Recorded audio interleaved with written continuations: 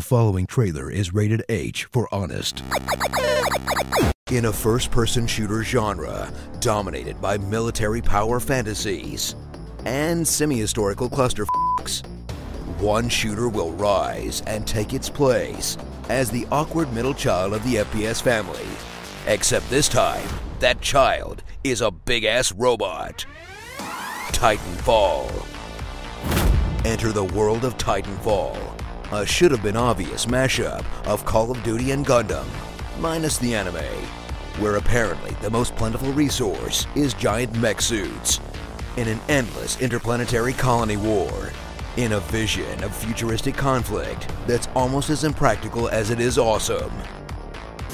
Slip on the robo-boots of two interchangeable factions of future soldiers, and get ready for combat that's half military shooter, half circus acrobatics, as you mirror's edge your way around the map with double jumps, slides, wall runs, and grappling hooks.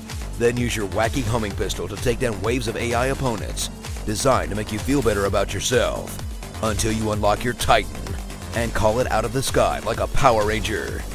Then immediately realize that it's about as durable as a stack of wet cardboard boxes, as you get blown up by a single dude on your back, in a giant robot experience that feels less like MechWarrior and more like Shadow of the Colossus. Experience the furious action of the original Titanfall, an online-only shooter with huge ambition and extremely limited follow-through, with a story mode that was just a normal multiplayer with dudes yelling at you through a Skype window in the corner of the screen, and gameplay that was awesome, fast-paced, and fresh, but didn't quite make up for the lack of robot types, map variety, and post-launch support. Because why spend your money on the first game when you can make money on a sequel? I'm sad now.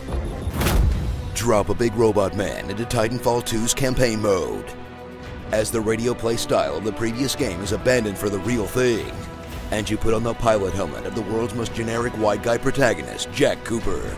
Then blast your way through a series of awesome set pieces and one off-gimmick level, loosely connected by as little plot as you can get away with and still call it a story, as you fight to save some colonies you barely care about from an evil they barely explain, by exploding a bunch of mercenaries who won't stop getting out of their mech suits. Seriously, guy? I could just shoot you right now. Once you've conquered the campaign, get ready for Titanfall 2's frenetic online, where you'll choose from a list of pilots, guns, and mechs that actually feels meaningful this time. Doll them up with the ugliest skins you can unlock, and dive into some of the most hectic multiplayer outside of Quake 3, as everyone jets around the map like they're on Cybercrack, grappling each other in the air, until they get swatted by a giant robot fist. You have to fetch shields for your Titan by hand like a futuristic water boy, and every round ends with a mad scramble to evacuate or get blown out of the sky, because nothing underlines a victory like 2 minutes of rubbing it in.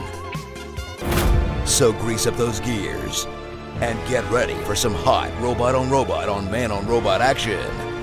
Because if you don't support slightly more creative shooting games, then we're all doomed to infinite Call of Duty sequels until the end of time. Starring Ed 209, Zone of the Enders, Armored Core, the Iron Giant, Optimus Prime, Big O, Showtime. Oh, and some humans, I guess. Whatever. Titan Balls. So wait a second, you're telling me you can be a robot piloting a bigger robot in this game? Forget everything negative I said. Be sure to subscribe for more honest game trailers, and tell me what you'd like to hear me say in my awesome voice. My name is Barry Allen, and I'm the fastest man alive. It's gonna be PP Pants City here real soon. I'm a beautiful princess.